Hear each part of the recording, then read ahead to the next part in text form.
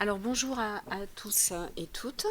Donc nous avons avec Sandrine Violon le privilège d'ouvrir la journée. Donc en tout cas nous allons, et nous l'avons bien entendu, essayer de respecter le timing. Donc je suis Elsa Maurice, je suis directrice des soins et coordonnateur de la gestion des risques pour les établissements de dialyse Santélis Bourgogne-Franche-Comté.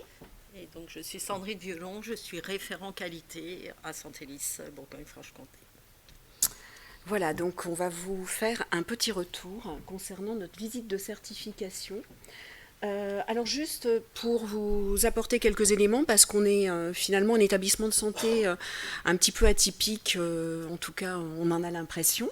Donc on est une association, on fait partie du groupe Santélis, hein, qui est un groupe assez important puisque nous intervenons ici sur la Bourgogne-Franche-Comté, mais le reste de Santélis se trouve sur les Hauts-de-France. Donc nous sommes une association avec évidemment des objectifs tournés autour de la santé, l'amélioration de la qualité de vie, du maintien surtout à domicile des patients. Donc nous avons des valeurs que je ne vais pas toutes vous citer puisqu'elles sont inscrites derrière moi. Pardon. Donc en tout cas, Santélis a pour vocation de prendre en charge les patients insuffisants rénaux. Voilà, avec le parcours, la filière maladie rénale chronique. Et nous gérons aussi bien de la dialyse que des filières, on va dire, de suivi en amont avec les patients stade 4 et 5. Donc sur notre particularité, c'est que nous sommes hors hôpitaux, donc répandus sur la région Bourgogne-Franche-Comté et aussi dans l'Ain. Voilà, donc avec des unités de dialyse, pour la plupart autodialyse, unité de dialyse médicalisée, un centre lourd à Dijon. Et comme je vous le disais, nous sommes aussi portés sur les patients à domicile et nous avons à peu près un quart de nos patients qui sont à domicile et plus particulièrement en dialyse péritonéale. Voilà, nous suivons également les patients greffés. Et nous avons mis en place du télésuivi de ces patients, dans le cadre du projet Étape. Et bien évidemment, pour gérer toutes ces activités de dialyse, nous coopérons avec l'ensemble des centres hospitaliers de la région. Donc juste une petite carte pour vous montrer l'étendue, on va dire, de notre finalement champ d'exercice qui est aussi qui peut en tout cas expliquer la difficulté pour communiquer sur des établissements qui certes nous gérons tous la même chose, la dialyse, mais sommes répandus sur un territoire assez large. Du coup, je ne sais pas si ça marche. Voilà. Donc nous, simplement pour vous donner les orientations stratégiques 2022-2026, donc bien entendu nous gérons nos patients, une prise en charge globale, adaptée à leur état de santé, d'où les différents secteurs de dialyse pour répondre mieux à leur prise en charge, avec des néphrologues qui seront présents tout au long de leur parcours de soins, d'où les coopérations avec les équipes néphrologiques des hôpitaux. Et bien évidemment, nous mettons en place une organisation, des plateaux techniques qui nous permettent aussi aujourd'hui de développer le télésuivi des patients, qu'ils soient au domicile, qu'ils soient greffés. Voilà, donc nous nous inscrivons bien évidemment dans des filières de parcours de soins coordonnés. Voilà, on appuie évidemment le système d'information et la qualité et gestion des risques, bien évidemment, pour nous intégrer au mieux au contexte environnemental et évidemment le contexte de soins. Voilà. Donc une démarche qualité qui va se décliner à travers les différentes actions que nous évidemment mettons en place pour promouvoir le respect des patients, les droits, les attentes, manager la démarche d'amélioration de la qualité des risques. Voilà, nous sommes très activement impliqués, mais comme tous, j'imagine, dans l'évaluation des pratiques professionnelles. Voilà, et puis vous dire que bien évidemment, aujourd'hui, l'objectif commun, c'est la mise en œuvre dans la continuité de ces démarches qualité et du coup des procédures de certification qui évoluent. Et voilà, en gros, ce que je pourrais dire, en tout cas pour Santélis. Donc juste, effectivement, alors nous avons passé notre visite de certification dans les premiers établissements un petit peu atypiques comme nous sommes. Donc c'était la semaine du 21 mars au 25 mars 2023 et nous avons obtenu 93% de taux de conformité, ce qui est effectivement, on en est très heureux. Nous étions éligibles à la mention. Bon, nous ne l'avons pas obtenu de peu. En tout cas, on est très satisfait d'avoir ce label qualité des soins confirmé. Voilà. Et je vais laisser la parole à ma collègue Sandrine. Merci. Donc aujourd'hui, on voulait donc vous présenter donc le critère impératif sur le 3703 sur les indicateurs qualité.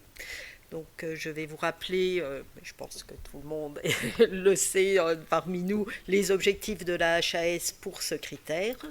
Donc les indicateurs de qualité et de sécurité des soins sont les IQSS nationaux, donc qui s'appliquent à l'établissement et tout autre IQSS issu d'une démarche locale. Les indicateurs, donc les résultats de ces indicateurs vont permettre d'objectiver le niveau de la qualité de l'établissement. Le principe des revues régulières en équipe va participer à l'implication de l'ensemble des professionnels dans la démarche d'amélioration continue de la qualité des soins. Et l'analyse doit être partagée et le suivi des résultats va permettre aux équipes donc d'identifier les axes d'amélioration à mettre en place collectivement au sein de leur unité. Donc là, je vous ai remis l'élément d'évaluation. Donc c'est essentiellement en parcours traceur et en audit système. Donc au niveau de la préparation de la certification, donc on s'est posé la question comment communiquer à l'ensemble de nos équipes, en sachant que vous avez vu qu'on a un territoire très large. Donc si je veux me déplacer sur les unités, j'ai à peu près 2 heures de route aller, 2 heures de route retour, donc c'est très compliqué. Donc on a essayé de trouver des outils pour pouvoir communiquer tous les indicateurs aux équipes et pouvoir partager avec elles. Donc les indicateurs donc, en lien avec les équipes soignantes, on a eu des supports ou affiches ou sous format de livret. Les indicateurs en lien avec le patient, la gouvernance et les rues, c'est essentiellement au niveau des affichages et de la communication via des diaporamas.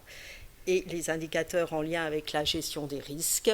Donc là, on se déplace généralement sur les unités où on fait des visioconférences pour discuter avec les équipes de tous ces indicateurs. Donc la communication se fait donc en réunion avec nos cadres de territoire, puisque sur la majorité de nos unités, nous avons des cadres qui gèrent 1 ou 2 unités, donc on peut s'appuyer sur ces unités, sur ces cadres d'unités, et nous avons mis en place des correspondants, donc soit correspondants en hygiène, soit correspondants en nutrition, soit correspondants au niveau de la douleur. Donc ce sont des infirmières volontaires dans chaque unité qui donc sont le relais de la qualité avec leurs collègues pour passer toutes les informations donc nécessaires sur les indicateurs et les actions à mener. Nous communiquons aussi via nos instances officielles donc, qui se réunissent trimestriellement. Donc, on a les mêmes que pour l'ensemble des établissements. Donc la commission des vigilances et le OH, la CME, le Comedims, la CDU, le CREX. On a une cellule sur le système d'information pour le dossier patient. Et on a ce que l'on appelle, nous, le CODAS, c'est le CLUD dans les autres structures. Mais dans ce CODAS, on parle de la douleur, mais également du sommeil, de l'alimentation et de l'environnement du patient. Et nous faisons aussi régulièrement des réunions qualité, des réunions avec la direction qui sont annuelles.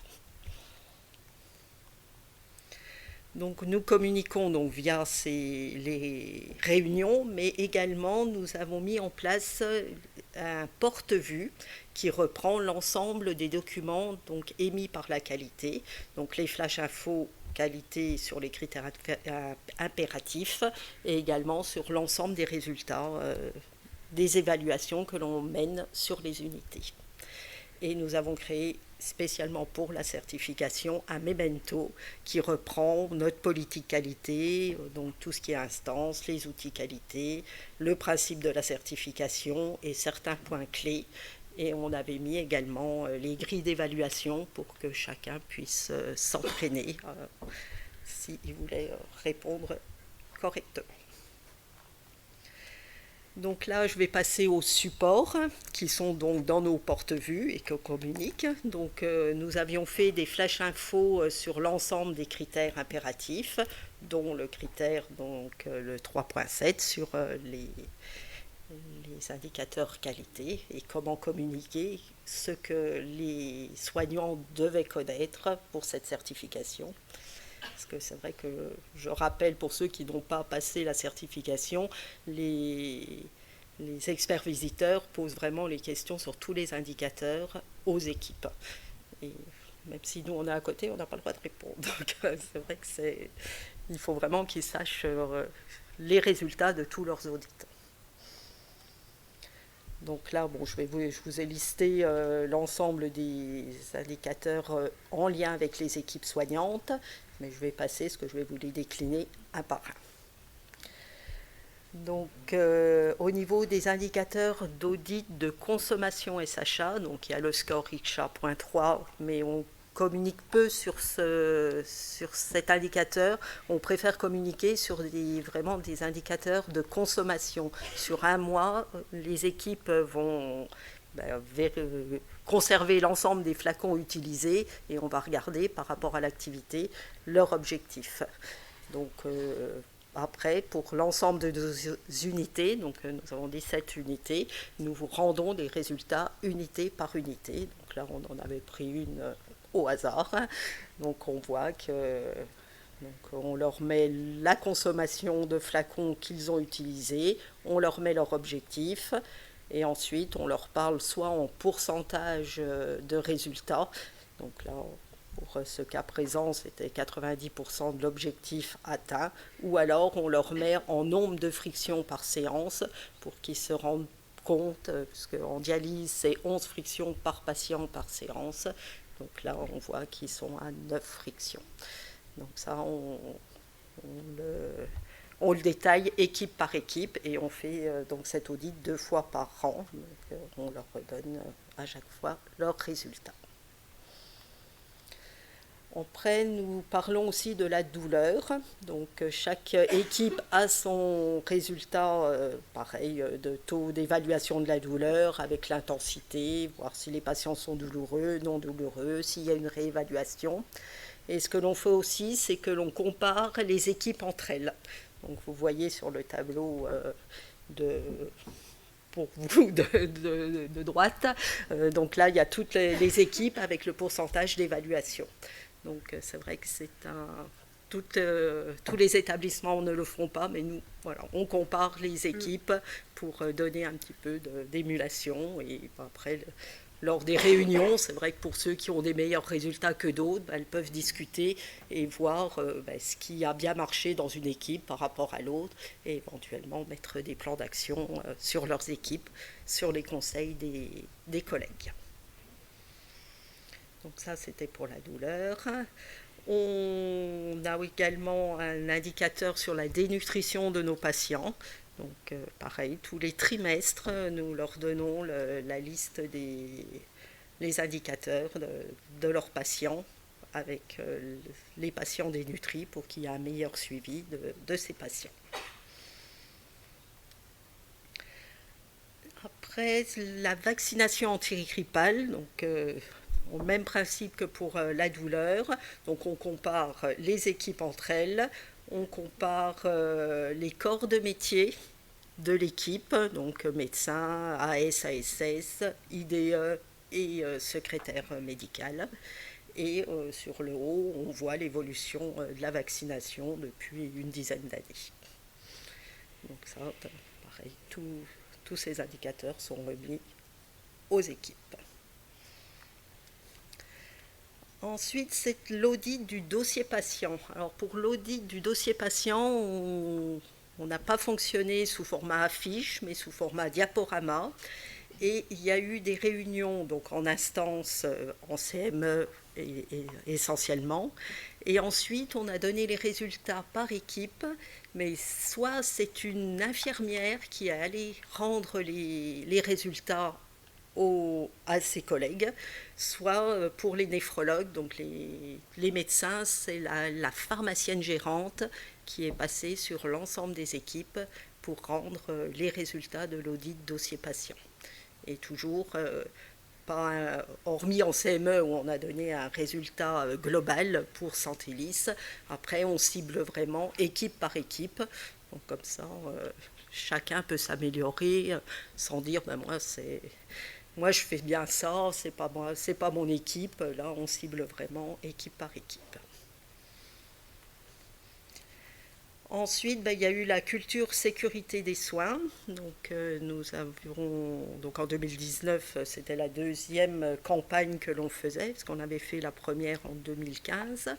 Donc nous avons rendu, pareil, les résultats de l'équipe, donc vous voyez au-dessus. Ensuite, on a comparé l'équipe à Santélis, l'ensemble des établissements, et on a comparé l'enquête 2015 et l'enquête 2019. Donc sur cet affichage, donc on va auprès des équipes pour leur expliquer ce qu'est la culture sécurité et leur rendre les résultats. Et ensuite, on leur demande un engagement d'équipe. Donc chaque équipe, donc là, s'engage sur un item. Ça, on n'impose rien, c'est vraiment un item. Donc là, il y avait deux engagements, donc une dimension de signalement des événements indésirables à améliorer, et au niveau du service inter-équipe. Donc là, comme c'était la deuxième campagne, on voit que l'engagement en 2015 était d'améliorer donc le travail inter-service. Et c'est pour ça qu'il y avait déjà amélioré depuis 2 ans grâce à une fiche de liaison mise en place. Mais voilà, l'équipe souhaitait encore améliorer cet item, d'où l'engagement de nouveau en 2019. Donc c'est vrai que l'engagement d'équipe, quand il y a 17 unités, donc après il faut pouvoir les suivre, et on essaye, voilà, pour pas que ce soit des engagements en vain, on retourne vers les équipes pour voir vraiment leur engagement. Et ça fonctionne bien. Au niveau des EPP, donc là je vous en ai mis une, c'est la maîtrise du risque infectieux lors du débranchement de la FAV. Donc même principe, on donne les résultats de l'équipe, et toujours, là on a mis un axe institutionnel de travail, et on demande également aux équipes de s'engager sur une amélioration. Alors, voilà, ils en avaient mis 3, souvent les équipes mettent 2 engagements pour pouvoir les tenir jusqu'à la prochaine.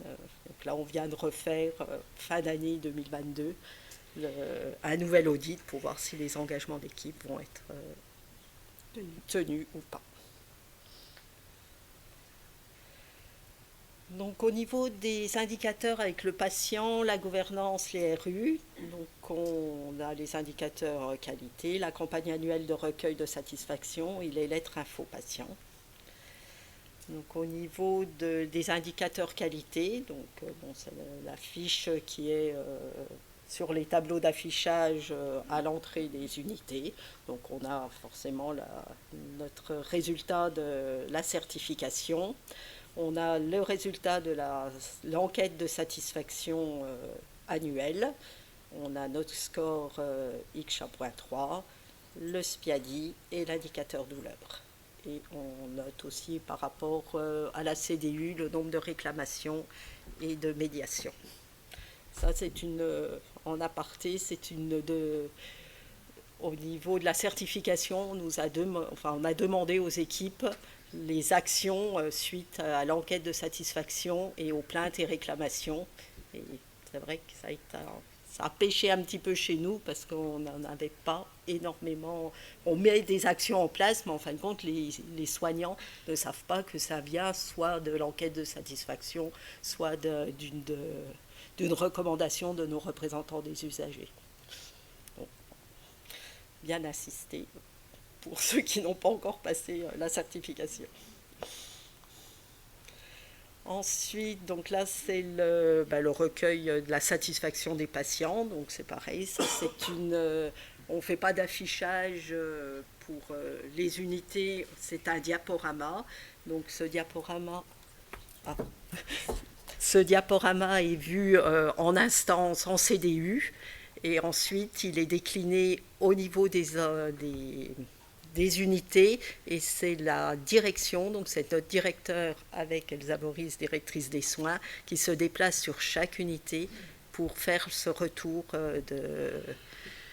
de la satisfaction de nos patients. Donc bien sûr, dans cette réunion, il n'y a pas que ce retour-là, aussi sur l'activité, mais ça permet à notre directeur de se déplacer sur chaque équipe et de faire un retour qualité aussi, et pas que chiffre d'activité, et ça permet une discussion entre les soignants et la direction.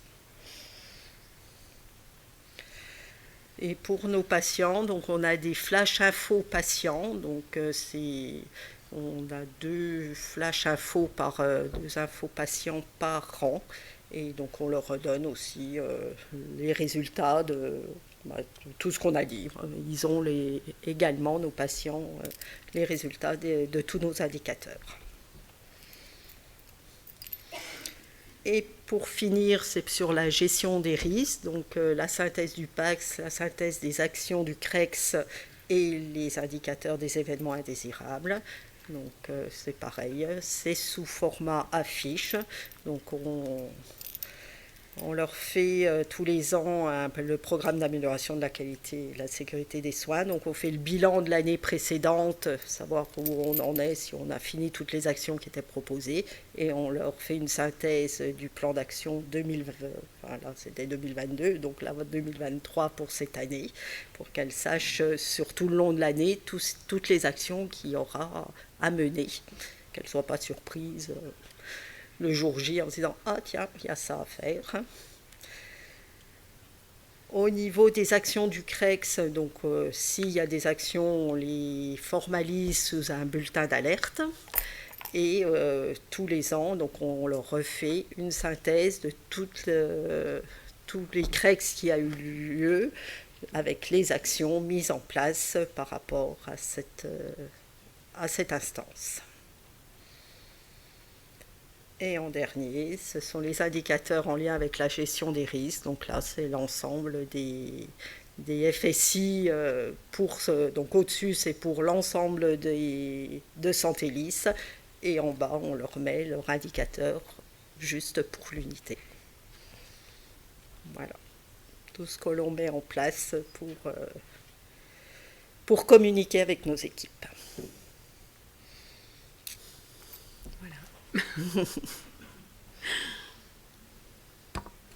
Je ne sais pas si il n'y aura pas de questions ensuite, j'imagine que ça sera plus tard. On propose de plutôt faire les questions tout de suite. par intervention. Est-ce que certains ont des questions à poser à nos intervenantes ?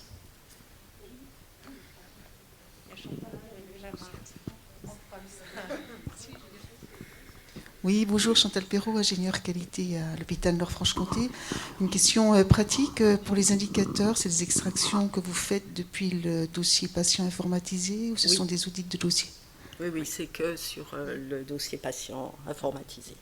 Et en indicateur national, vous avez ICHA et lequel ? On a ICHA, ICHA.3. D'accord, donc ce sont des indicateurs internes. Oui, tous les autres, c'est interne. Oui. Merci. Alors moi je voulais vous poser une question sur le memento dont vous parliez. Vous avez indiqué qu'il y avait une grille d'évaluation qui était incluse dans ce memento. En fin de compte, c'est toutes les grilles des traceurs ciblés, des entretiens professionnels ou des audits de système. Donc c'est toutes les grilles du manuel de certification. Oui. Donc en fait ça fait un nombre conséquent de grilles. Oui, que oui, vous incluez. oui, oui, qu'on a inclus en fin de... D'accord, merci. Et c'est vrai que les équipes, le jour de la certification, je voyais qu'elles regardaient, parce qu'elles savaient qu'elles allaient être interrogées, je ne sais pas si le traceur ciblé des événements indésirables, par exemple. Donc je voyais qu'elles relisaient pour les questions qui pouvaient leur être posées avant que l'expert arrive. Donc c'est vrai que ça a bien servi. C'était studieuse. Et puis je dirais aussi, on l'a un petit peu vendu auprès des équipes en leur disant que c'était pas que pour la certification. Je vois le memento. L'idée c'était de leur dire maintenant, on l'utilisera de façon transversale et tous les ans, on vous remettra à jour vos indicateurs nouveaux, puisque j'en viens, il y a la certification, puis il y a la vraie vie qui continue. Hein, et du coup, c'est devenu un outil longitudinal de suivi et du coup, il est bien suivi à jour par les équipes.